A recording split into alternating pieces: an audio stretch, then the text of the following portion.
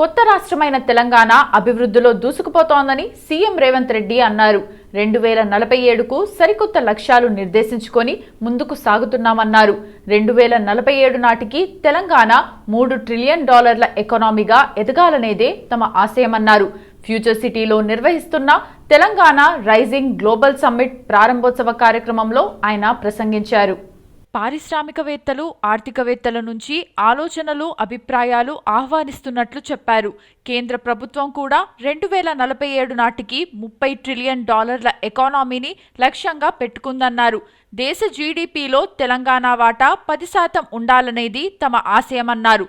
లక్ష్యం పెద్దది అయినప్పటికీ కష్టపడి సాధిస్తామనే నమ్మకం మాకుంది. అందరి సహకారంతో మా లక్ష్యాన్ని అందుకుంటాం. సోనియా గాంధీ, మన్మోహన్ సింగ్ నేతృత్వంలో తెలంగాణ కళ సాకారమైంది. దేశంలోనే తెలంగాణ కొత్త రాష్ట్రం. దేశ జనాభాలో 2.9% ఉన్న 5% ఆదాయం ఇస్తున్నాం. ఏ రాష్ట్రం చేయని విధంగా రాష్ట్రాన్ని 3 జోన్లుగా విభజించాం.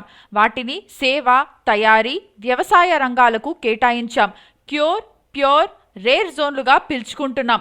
చైనాలోని గ్వాంగ్ డాంగ్ ప్రావిన్స్ పూర్తిగా ముందుకెళ్తున్నాం. అది 20 ఏళ్లలోనే అత్యధిక పెట్టుబడులు సాధించింది. ఇక్కడ కూడా గ్వాంగ్ డాంగ్ నమూనా అమలు చేయదలిచాం. చైనా, జపాన్, జర్మనీ, దక్షిణ కొరియా, సింగపూర్ మాకు ఆదర్శం అని రేవంత్ రెడ్డి అన్నారు.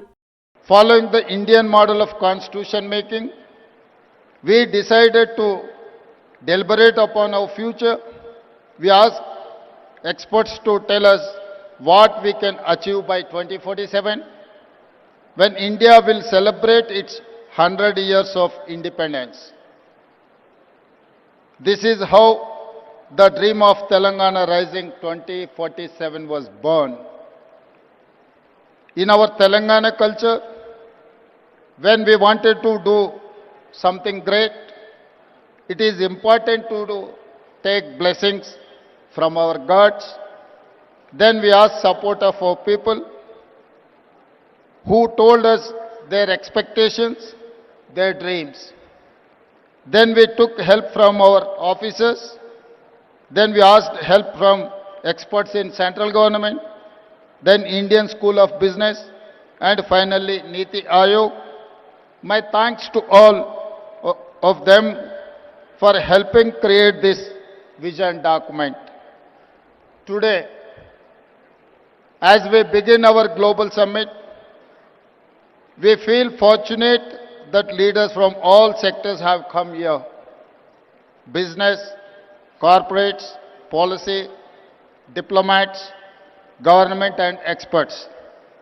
Today and tomorrow, we will keenly listen to all your ideas and feedback. As you know, Telangana is India's youngest state. It is full of exciting opportunities. దేశవ్యాప్తంగా లక్షలాది మంది ప్రయాణికులను తీవ్ర ఇబ్బందులకు గురిచేసిన ఇండిగో సంక్షోభంపై కేంద్ర పౌర విమానయాన శాఖ మంత్రి రామ్మోహన్ నాయుడు స్పందించారు. ఇది పూర్తిగా ఇండిగో సంస్థ అంతర్గత సమస్యల వల్లే తలెత్తిందని, ప్రభుత్వ నిబంధనల వల్ల కాదని ఆయన స్పష్టం చేశారు. పార్లమెంట్ శీతాకాల సమావేశాల సందర్భంగా రాజ్యసభలో ఎంపీ ప్రమోద్ తివారీ అడిగిన ప్రశ్నకు మంత్రి సమాధానమిచ్చారు. ఇండిగో సంక్షోభాన్ని ప్రభుత్వం తేలిగ్గా తీసుకోవడం లేదు. ఎప్పటికప్పుడు పరిస్థితిని సమీక్షిస్తున్నాం. ఈ సమస్యకు ప్రధాన కారణం ఇండిగో సిబ్బంది రోస్టరింగ్, అంతర్గత ప్రణాళిక వ్యవస్థలో ఉన్న లోపాలే. కొత్తగా తెచ్చిన విమాన సిబ్బంది పనివేళల పరిమితి నిబంధనలతో ఎలాంటి సంబంధం లేదు అని రామ్మోహన్ నాయుడు వివరించారు. అందరితో చర్చించిన తర్వాతే ఈ నిబంధనలు రూపొందించామని, డిసెంబర్ 3 వరకు సర్వీసులు సజావుగానే నడిచాయని గుర్తు చేశారు. ఈ సంక్షోభం కారణంగా ప్రయాణికులు ఎదుర్కొన్న తీవ్ర అసౌకర్యానికి చింతిస్తున్నామని మంత్రి తెలిపారు. ఇదే సమయంలో విమాన టికెట్ ధరలు అడ్డగోలుగా పెంచకుండా ప్రభుత్వం పరిమితులు విధించిందని, ధరలను నిరంతరం పర్యవేక్షిస్తున్నామని సభకు హామీ ఇచ్చారు. माननीय नगर विमानन मंत्री जी से एक सीधा सा सवाल पूछना चाहता हूं। ये MAMSS, इसकी वजह से तकनीकी गड़बड़ी आई और लाखों यात्री प्रभावित हुए। मैं कल दिल्ली आया था एयरपोर्ट पे, तो वहां भी काफी बड़ी संख्या में लोग प्रभावित थे। तो ये जो इंडिगो का डिफेक्ट आया था, क्या ये एएमएसएस का था? अगर एएमएसएस का नहीं था तो क्या था, कृपया बताने की कृपा करें। सर, जो इंडिगो का क्राइसिस अभी देखने को मिला वो एएमएसएस से रिलेटेड नहीं है। इंडिगो के इंटरनल ऑपरेशंस में उनके जो क्रू रोस्टरिंग सिस्टम है, उनका जो अपना इंटरनल प्लानिंग है, उसमें गड़बड़ी के कारण ये सब हुआ है। ये एफडीटीएल में जो बदलाव, I am expanding on this question sir because the house also wants to know and the nation also wants to know, sir I would like to spread some light on this. 1st November 2025, there have been new FDTL guidelines into place. We have had thorough consultation with all the stakeholders when we have changed it, and due process has been done for that. And in April, under the guidelines of High Court, under the order of the High Court, it has come into implementation. There were 22 FDTL guidelines, 15 of them from 1st of July, and 7 of them from 1st of November. There was no problem from what was happening in 1st of July. And there were some variations that were required by the airlines for the guidelines which were proposed from 1st of November. There were multiple stakeholder consultations done, not only with Indigo. We have other players in the industry also, with everyone. Multiple stakeholder consultations regarding the FTL, where we have been very, very strict, saying that there has to be no compromise on safety. Safety is the topmost priority. We care for the crew, we care for the pilots, and we care for the safety of the entire system, we care for the passengers. So from the ministry, we have made it very, very clear to all the airlines that they have to follow the rules. And from 1st of, I'm just expanding so that you get the whole understanding of the issue. 1st of November, since this has happened, DGCA has been in continuous consultation. They wanted some variations, all the airlines, not just one airline, all airlines have come back because they vary in the operations. Some are having night operations, some are operating heavily in the northeast, some have ATR specific operations. Congress పరిపాలనకు నిన్నటికి 2 ఏళ్లు పూర్తయింది. ఒక్క మాట చెప్పాలంటే కాంగ్రెస్ 2 ఏళ్ల మొండి చేయి చూపెట్టిందని మాజీ మంత్రి హరీష్ రావు అన్నారు. తాజాగా తెలంగాణ భవన్లో ఏర్పాటు చేసిన మీడియా సమావేశంలో ఆయన మాట్లాడారు. ఈ పాలన ఆగమాగం ఉందన్నారు. మొదటి 2 ఏళ్లు పాలన గీటురాయిలా ఉంటుంది, కానీ ఈ 2 ఏళ్లు ఏమీ చేయలేదన్నారు. ఈ పాలన నిస్సారం, నిరర్ధకంలాగా ఉంది. మా ప్రభుత్వం రాగానే ఎన్నో కొత్త పథకాలు తెచ్చామని చెప్పారు. మిషన్ భగీరథ, మిషన్ కాకతీయ లాంటి నూతన పథకాలు తీసుకువచ్చారు. కానీ రేవంత్ రెడ్డి ప్రభుత్వం వచ్చిన మొదటి రోజు ఇచ్చిన ప్రజా దర్బార్ కూడా అమలు అవటం లేదని విమర్శించారు. 2 ఏళ్లలో ఆత్మస్తుతి, పరనింద తప్ప ఏమీ లేదు. మెట్రో రైలు, ఫార్మాసిటీలను రద్దు చేశారన్నారు. కేసీఆర్ తెచ్చిన పథకాలను రద్దు చేయటం తప్ప ఏమీ చేయలేదన్నారు. ఆదాయం కూడా పూర్తిగా తగ్గిందని ఆరోపించారు. విజయోత్సవాలు కాదు, అపజయోత్సవాలు జరుపుకోవాలన్నారు. బిల్లులు అడిగితే విజిలెన్స్ విచారణ, ఏసీపీ దాడులు చేయిస్తున్నారన్నారు. మొదటి 2 సంవత్సరాల పాలన ఈ ప్రభుత్వం ఎటువైపు ప్రయాణిస్తుందో అర్థం చేసుకోవడానికి ఒక గీట్రాయిగా పనికొస్తుంది. ఈ 2 ఏళ్ల పాలనలో చూస్తే ఎక్కడ ఏ ఒక్క విషయంలో కూడా ఒక నిజాయితీగా ప్రజలకిచ్చిన హామీల విషయంలోనైతేనేమి, అభివృద్ధి విషయంలోనైతేనేమి, సంక్షేమ రంగం అయితేనేమి, ఎక్కడ కూడా ఒక అడుగు ముందుకు పడ్డ పరిస్థితి లేదు. 3 మాటల్లో చెప్పాలంటే నిస్సారం, నిష్ఫలం, నిరర్ధకం, ఇంతకు మించి ఏమీ లేదు. కేసీఆర్ గారి 2 ఏళ్ల పాలన కూడా చూడండి మీరు. ఆ రోజు బీఆర్ఎస్ ప్రభుత్వం అధికారంలోకి వచ్చిన 2 సంవత్సరాల్లో కేసీఆర్ గారు ఎన్నో గొప్ప కార్యక్రమాలు ఆ రోజు మేము తీసుకున్నాం. మా 2 ఏళ్ల పాలనలో అసలు కేసీఆర్ గారు ముఖ్యమంత్రి అయినప్పుడు కొత్త రాష్ట్రం, ఇంకా సంసారమే సరిగా లేదు, ఉద్యోగులు లేరు, ఏమీ లేని రాష్ట్రాన్ని అద్భుతంగా కేసీఆర్ గారు మొదటి 2 ఏళ్లలో ఎంత బాగా తీర్చిదిద్దారో మాకంటే రాష్ట్ర ప్రజలకు బాగా తెలుసు. ఎందుకంటే ఆ రోజు పరిశ్రమలకు పవర్ హాలిడే, గ్రామాల్లో పొద్దుందా కరెంటే ఉండదు, వ్యవసాయానికి 3-4 గంటల కరెంట్ రాదు. అటువంటి దశ నుంచి కేసీఆర్ గారు మొదటి 2 ఏళ్లలో రాష్ట్రంలో రైతులకు, పల్లెలకు, పట్టణాలకు, పరిశ్రమలకు 24 గంటల నాణ్యమైన కరెంటును మొదటి 2 ఏళ్లలో అందించింది బీఆర్ఎస్ ప్రభుత్వం. దేశానికే మార్గదర్శకంగా నిలిపిన మిషన్ భగీరథ కార్యక్రమం, ప్రతి ఇంటికి త్రాగునీరిచ్చే కార్యక్రమాన్ని మొదటి 2 ఏళ్లలో కేసీఆర్ గారు శ్రీకారం చుట్టారు. కాకతీయ కాలం నుంచి మనకొచ్చిన వారసత్వ సంపద 44,000 చెరువులను పునరుద్ధరించే మిషన్ కాకతీయ కార్యక్రమానికి మొదటి 2 ఏళ్లలో కేసీఆర్ గారు శ్రీకారం చుట్టారు. కుకట్పల్లి వై జంక్షన్లో జాగృతి తెలంగాణ అధ్యక్షురాలు కవిత అంబేద్కర్ విగ్రహానికి పూలమాల వేయటానికి అక్కడికి వచ్చారు. ఈ క్రమంలో పార్టీకి చెందిన వాహనం రోడ్డుపై ఉండటంతో అక్కడ విధులు నిర్వహిస్తున్న బాలానగర్ ట్రాఫిక్ సిఐ శ్రీనివాసరావు తెలంగాణ జాగృతి పార్టీకి చెందిన కార్యకర్తలను దుర్భాషలాడటంతో అక్కడే ఉన్న పార్టీ కార్యకర్తలు ఆగ్రహానికి లోనయ్యారు. ఎందుకు నోరు పారేసుకున్నావ్ అని ట్రాఫిక్ సిఐ శ్రీనివాసరావును నిలదీశారు. దీంతో కాసేపు అక్కడ ఉద్రిక్త వాతావరణం ఏర్పడింది. తాను ఎవరిని తిట్టలేదని సిఐ వివరణ ఇచ్చినా పార్టీ కార్యకర్తలు వినలేదు. వాళ్లు తీవ్ర ఆగ్రహానికి లోనవ్వడంతో అక్కడి పరిస్థితి హీట్ని పెంచింది. పరిస్థితిని పోలీసులు చక్కదిద్దారు. సిఐ డౌన్ డౌన్ అంటూ జాగృతి కార్యకర్తలు నినాదాలు చేశారు.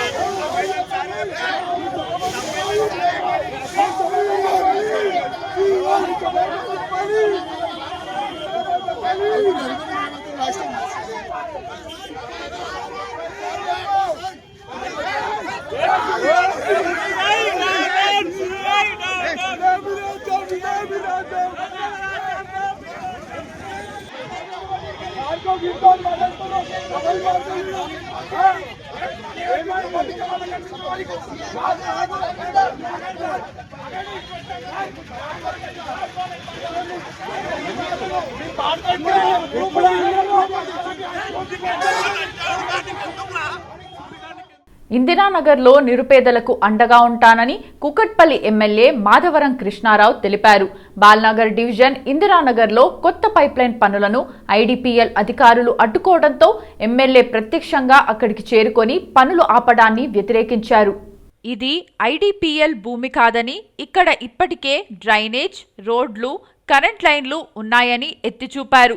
దాదాపు 70 ఏళ్లుగా నివసిస్తున్న నిరుపేదలకు సదుపాయాలు కల్పించేందుకు తాను కట్టుబడి ఉన్నానని అన్నారు.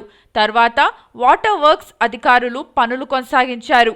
ఈ కార్యక్రమంలో కార్పొరేటర్ ఆవుల రవీందర్ రెడ్డి, స్థానికులు పాల్గొన్నారు.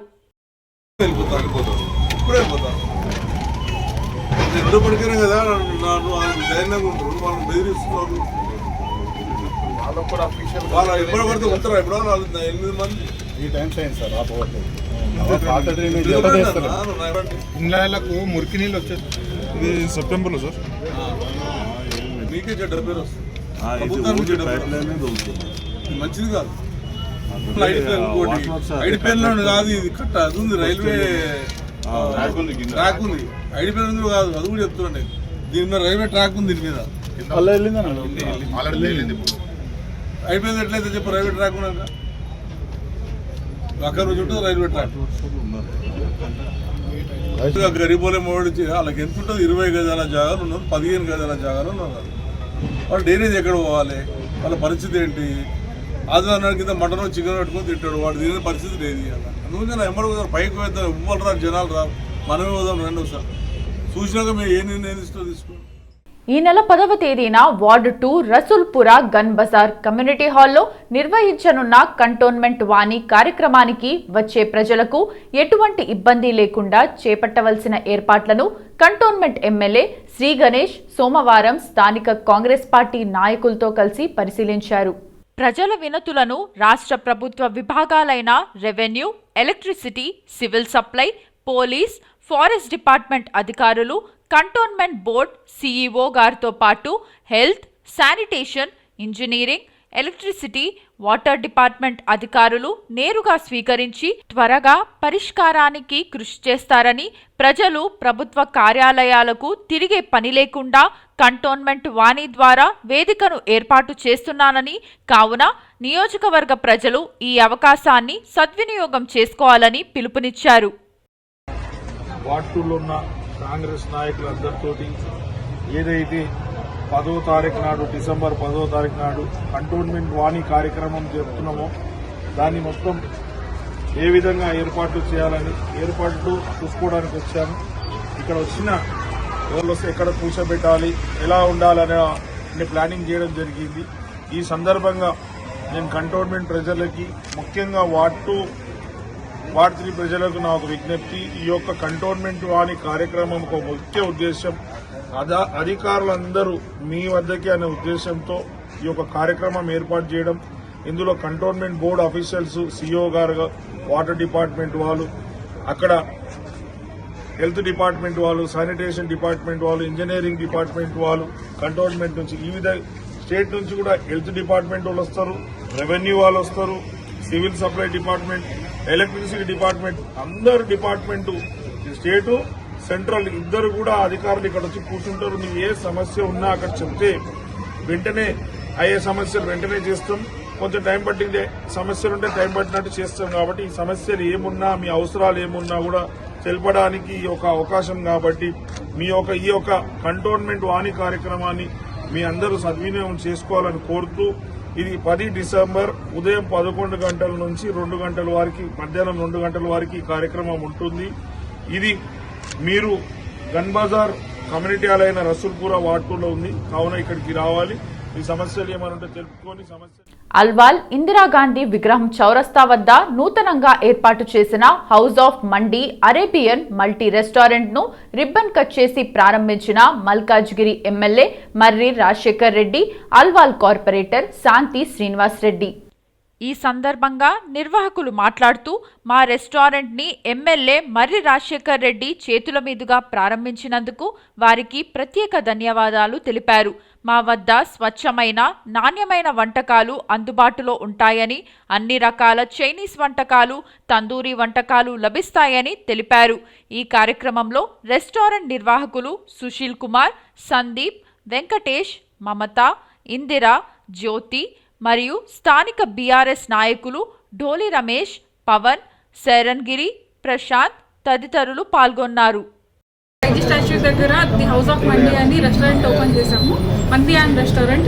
ఇందులో మెయిన్ క్వాలిటీకి కాంప్రమైజ్ అవ్వమండి. మేము మెయిన్ ఉమెన్స్ అందరం ఉమెన్ ఎంపవర్మెంట్ కోసం అనేసి, ఉమెన్ తలుచుకుని ఏదైనా సాధించగలదు అని ప్రూవ్ చేయడానికి మేము ముగ్గురం కలిసి స్టార్ట్ చేశామండి.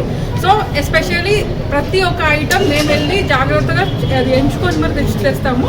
So no compromise in quality. Taste దగ్గర కూడా ఏం కాంప్రమైజ్ అవ్వట్లేదండి. ఒకసారి ఈరోజు ఉదయం 12:30కు ఎమ్మెల్యే అయినటువంటి మల్కాజ్గిరి ఎమ్మెల్యే శ్రీ మర్రి రాజశేఖర్ రెడ్డి గారు వచ్చి మా యొక్క ది హౌస్ ఆఫ్ మండీ అనే రెస్టారెంట్ని ఓపెన్ చేయడం జరిగింది.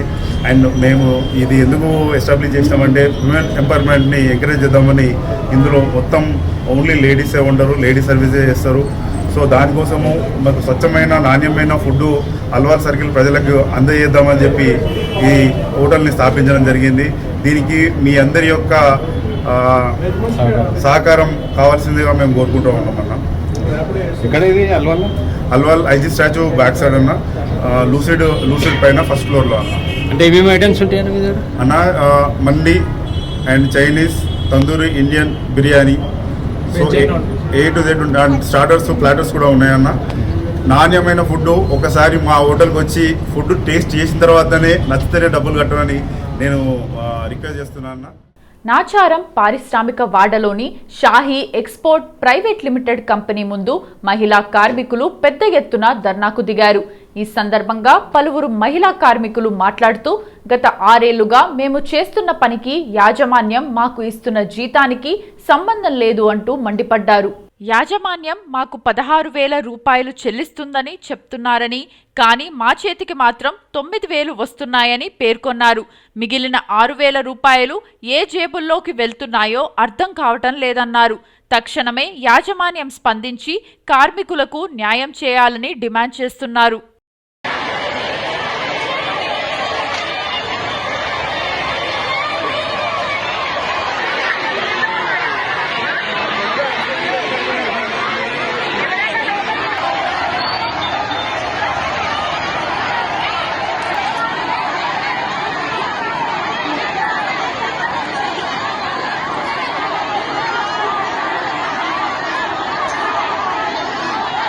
ఫ్యాషన్ షోకు దేశ నలుమూలల నుంచి 18 నుంచి 81 ఏళ్ల అత్యున్నతమైన 200 మంది ఫైనలిస్టులు విచ్చేశారు. యూసఫ్ గూడలోని ఫస్ట్ బెటాలియన్ ప్రాంగణంలో ఉన్న శౌర్య కన్వెన్షన్ సెంటర్లో షీప్ ఇండియా పేరుతో జరిగిన ఫ్యాషన్ షోలో పాల్గొన్నారు. ఈ పోటీలకు ఎత్తు, బరువు వంటి అర్హతలు లేవు.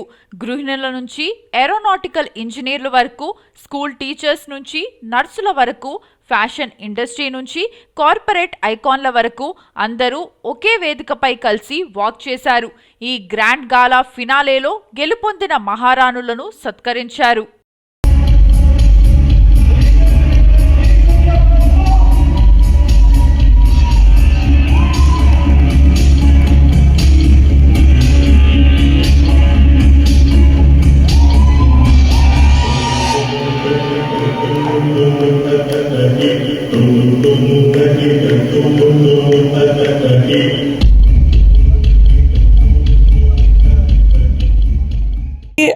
మేమైతే అందరూ వీఆర్ లుకింగ్ అట్ 20 మేము చూసాం కదా 2025 వరకు అయితే వాళ్ళ పార్టిసిపేషన్.